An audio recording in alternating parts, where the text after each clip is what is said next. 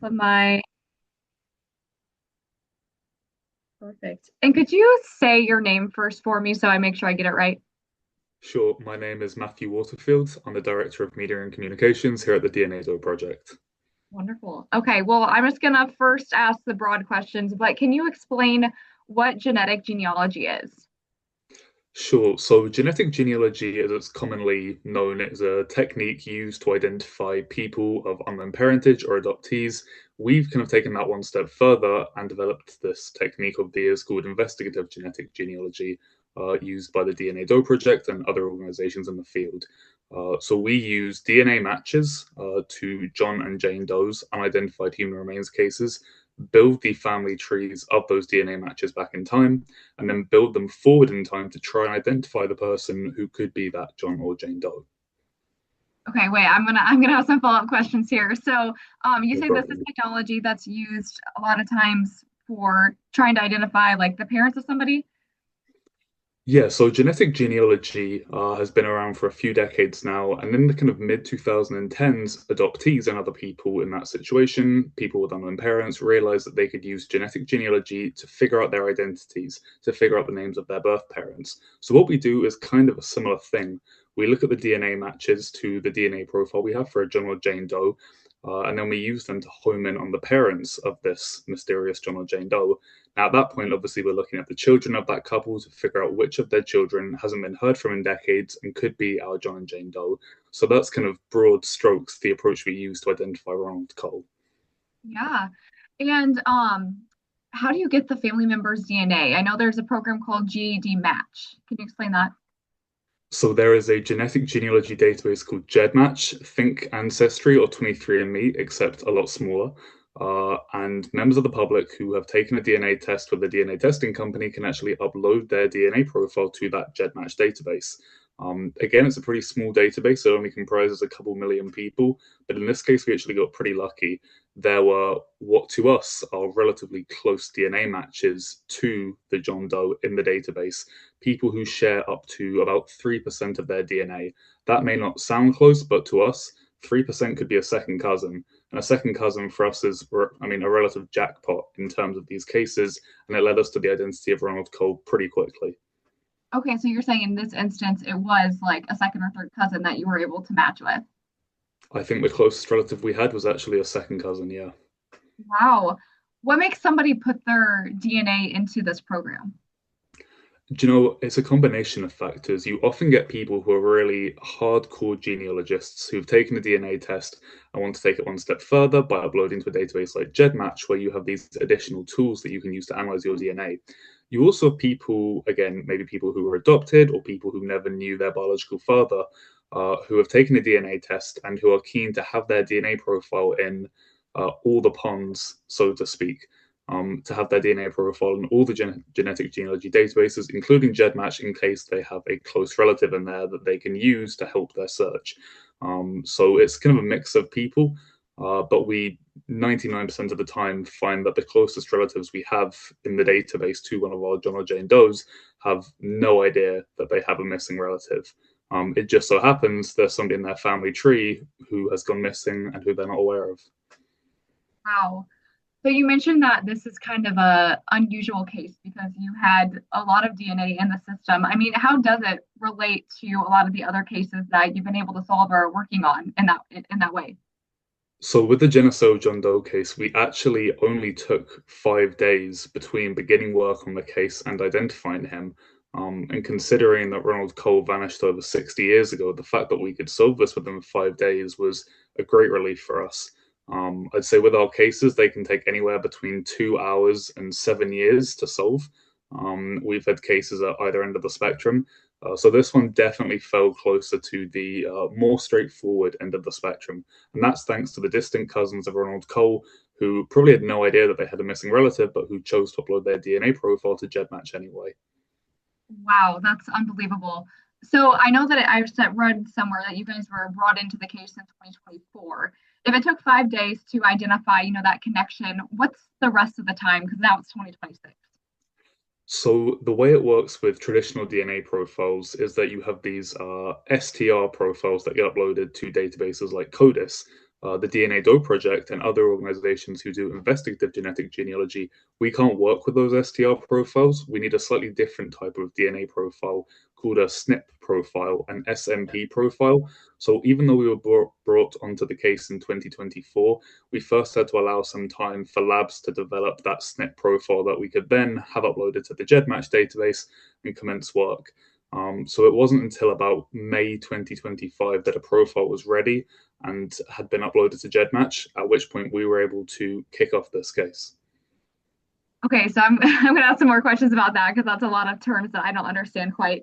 Sure. STR profile, could you break that down just a little bit more so I have a better understanding? Sure. Essentially, the main difference between an STR profile and a SNP profile is that STR profiles only look at a handful of markers. It depends on the country, sometimes depends on the state, but they're only looking at, say, 17 to 20 markers. Whereas these SNP profiles we work with very often be hundreds of thousands of markers. The main difference there is that with an STR profile, if you have a match to the same individual or to a very close relative, like a parent or a child, you may be able to get a hit. Whereas with the SNP profiles, we don't need a close relative. We can work with a second cousin, a third cousin, even a fourth cousin can lead us to the identity of the John or Jane Doe. So SNP profiles are a much more powerful type of DNA profile for the work that we do. And no, that's great. That's super helpful. What did it mean when you say, okay, so you said in May 2025, that's when you got the profile. What, break that down. What is exactly this profile that you're talking about? So essentially, you'll take some of a sample from the remains of the John or Jane Doe. You will then extract DNA. That DNA will then be sequenced, and that sequenced DNA will then go through something called bioinformatics. The long and short of it is that's the process by which that DNA becomes the sort of profile that you can compare to consumer DNA profiles. So somebody who's taken a test with 23andMe, for example, and uploaded their DNA to GEDmatch, now we have that SNP DNA profile, we can make these like-for-like comparisons and see how much DNA they share with one another. So once that profile was uploaded to the GEDmatch database, we were able to see every single person in that database who shared DNA with Geneseo John Doe. And thankfully for us, that just so happened to include some second and third cousins. I see. Okay, that makes a lot of sense. So just so my understanding again, what was the 5 day process then? The quick one? So the 5 day process was looking at those DNA matches and building back their family trees. So the team could tell that there was this cluster of DNA matches who all had roots in Kentucky and a different cluster who all had roots in Tennessee. They built back both of these families to those states and then built them forward in time, trying to find a connection between the two. And eventually they did. After about 4 days of research, they found out that a descendant of the family from Kentucky had moved to the Indianapolis area, and he'd married a woman from the other family who had also moved to the Indianapolis area, and they had had a number of children. One of those children, Ronald Cole, seemed to have just dropped off the radar, and it was soon discovered that he had gone missing in 1965. That was when the team knew that they had the identity of Geneseo John Doe in hand. Wow. Okay. Wow, what a process. That's really remarkable. Is there any other information that's, really interesting to me as a reporter, about this case specifically? Geneseo John Doe. I would say it's very, very rare for us to have a case from the 1980s, 1970s, let alone the 1960s, where the person we identify is actually already in the NamUs database. A lot of the time, when you think of people who went missing back in the 1960s, it could have been that they weren't reported missing at the time. It was much harder to report people missing in different jurisdictions, or maybe that report didn't make it into the databases. With this case, not only had he been reported missing, but investigators were still looking for him. He was in the NamUs database. There was tons of information about his disappearance online. Those clues made it very easy for us to realize that we did, in fact, have the right person. And speaks to the dedication, I think, of the investigators who continued working on this case after all these years, both here in Illinois and also in Ventura County, California. Yeah. And talking about California, I know that you guys had shared some information about his half brother. The release says that he previously confessed to murdering his brother. That was a different brother, correct? So there are newspaper reports from the late 20th century which discuss how the individual, in this case David Lefevre, had confessed to family members that he had murdered Ronald Cole. So this isn't something we were too involved in, and this isn't something we had much input on, but we did discover those articles that Lefevre had previously confessed to the murder of Cole. Wow. Do you know, is his half brother still alive? I highly doubt it from that time period, but I can't say this definitively, but my understanding is that he has passed away. okay, wonderful. Just ask some questions. No Perfect. worries. And then how new is, I'm gonna jump kind of back. I might jump a couple different ways here. I've kind of got questions all over the place, but how new is this technology? I know that you guys were created in 2017, I believe. Yeah, so the DNA Doe Project was actually one of the first organizations in the world to utilize this technology. The first case that we announced as solved, the Buckskin Girl case, that was in April 2018. At the time, that was the first known usage of this technique, investigative genetic genealogy. So it's been around for a little while now, for about 8 or 9 years. But I think as time has gone on, more and more investigators from different parts of the country have begun to realize that this technology can crack even their coldest cases. I mean, the Henry County Sheriff's Office is a good example. As far as I'm aware, this is the only Doe case on their books, at least in NamUs. And it had been on their books for a good 60 years, but they brought it to us, and within 5 days of research, it was solved. There are many other cases out there, both in the Quad Cities area, across Illinois more widely, which could benefit from the application of this technique. So I hope in the years to come, more agencies from that area will come to us to partner with us on these John and Jane Doe cases because we can provide resolution.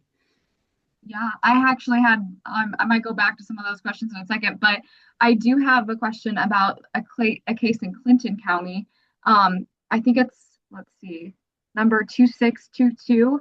Do you have any more information you can share on that? Is that Clinton County, Iowa? Is that from 1975? I believe it's in Clinton County, Illinois, but let me double, oh, maybe it was I don't remember now. Let's double check and pulled it up. I'm hoping it's Iowa, but maybe it was Illinois and I got the we cover both sides of the river, so I might have got the Gotcha. It does ring a bell. let's see.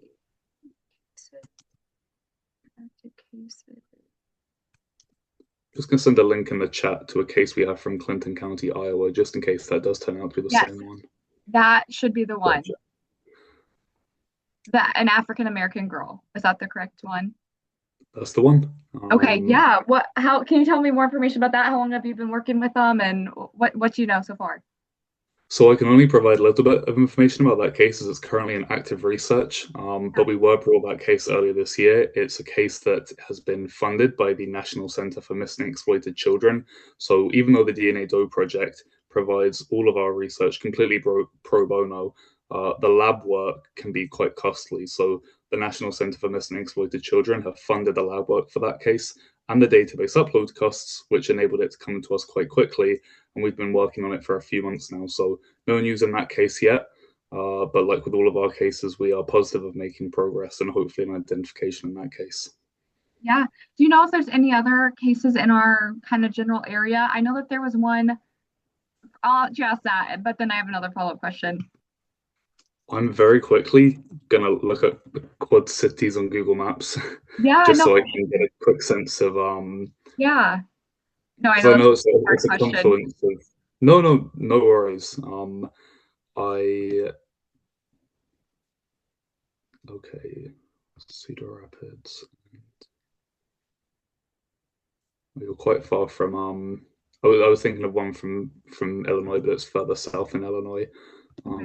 Um, I can't think of any others off the top of my head. If any do Okay. come to mind, though, I will happily let you Yep. know. I know that you solved a case on Peoria County in Ah, 2017. yes. That's not in my area, but I was curious because a lot of people, Peoria is not too far from us. Can you tell me more about that one? Sure. Give me one sec, though, because I think we Yeah. actually solved two cases from Peoria County, and I wouldn't want to get the two mixed up. There was Peoria. Okay, so there was the one who we identified as John Frisch, Okay. uh, and then what's the other Peoria case?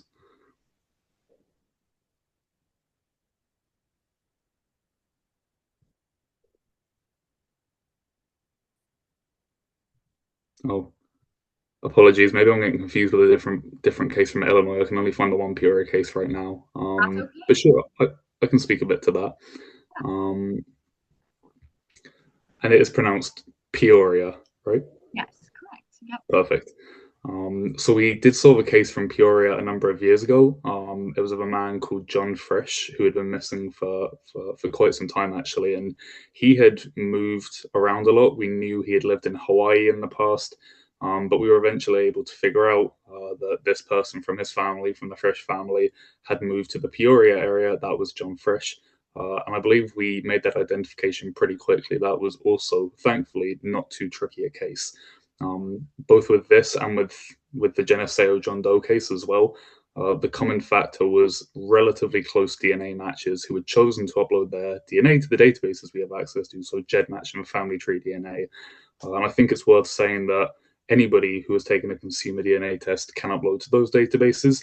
You may not be aware that you have a third cousin who you've never met before who's been missing for 40 years, but we can use your DNA and your family tree to establish that connection, reunite that distant relative of yours, and provide answers to their families. So I really do think it's a worthwhile thing for people to be doing. Yeah, no, that was going to be one of my questions too. That's really interesting. Yes. Um, so just so I understand, I feel like when you hear crime shows and you hear all these investigations and such, you hear about, people, police officers using DNA to do some of these analysis. How is that different than what you're doing? What's the main difference? Because I feel like people conceptually can understand that DNA is helpful, but I don't understand the differences. Sure. So I think often when you are turning on some criminal show and there's a DNA match and there's a loading bar and it comes back, there's been a match, that's the ideal. But actually, investigators tend to come to us when that doesn't happen. When they have a DNA profile from somebody and they already have a match to that person in one of the databases they have access to, that's a very rapid identification. What we do relies on people who are related to the individual, but who are usually not close relatives of that individual. So it's much more labor intensive. Again, people tend to imagine kind of like high tech crime labs and things like that. The truth is, with the volunteers who work for the DNA Doe Project, very skilled and talented people, but they're doing this from their home offices, they're doing this from their bedrooms, they're relying on public records, old obituaries, newspaper archives. It's a very labor intensive process involving a lot of historical and genealogical research, but it's also a very effective one.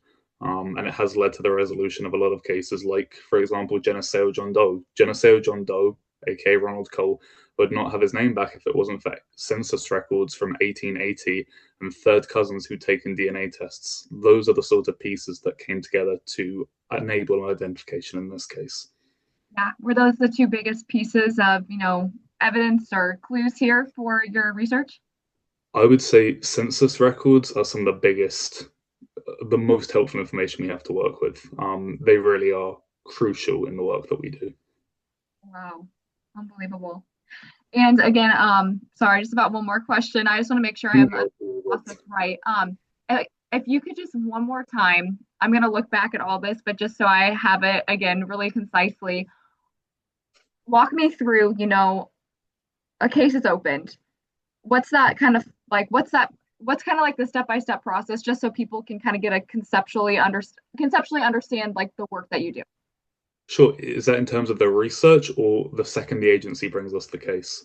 Um, Kind of like the research. Like step one is we have to enter this into this database that searches these second cousins, and then we have to do, kind of like that, if that makes sense. Gotcha. So using this case as an example, we had the DNA profile that had been generated for Geneseo John Doe, and it was uploaded to the GEDmatch database, at which point we were able to see all of the people in that database who shared DNA with him. Usually we're talking about very distant relatives, but in this instance, there were actually a handful of closer relatives, people in the second to third cousin range. So at that point, our team began building back the family trees of those matches, and they began establishing connections. Two of the DNA matches were both descended from the same family in Kentucky. Another couple of DNA matches were both descended from the same family in Tennessee. At that point, those families can become our families of interest. And we realized that if we can find a connection between them, that connection is probably going to lead us to our John Doe because that John Doe is probably a descendant of those connected families. So we built out these family trees of the family in Kentucky and the family in Tennessee before finally finding that a man from one family had married a woman from the other family in Indianapolis in the late 1930s, and they'd had a number of children.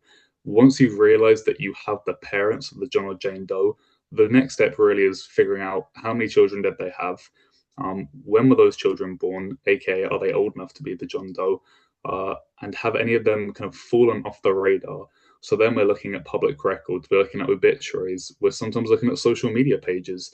If somebody has a Facebook page, then it's pretty unlikely that they died in the mid 1960s. So those sorts of clues allow us to kind of quickly figure out which of the children we should be looking at which point we present that lead to the agency, who then goes out and conducts further testing, often with dental records or further DNA testing, and they will confirm the lead that we provided to them. So that's kind of in a nutshell how it tends to work.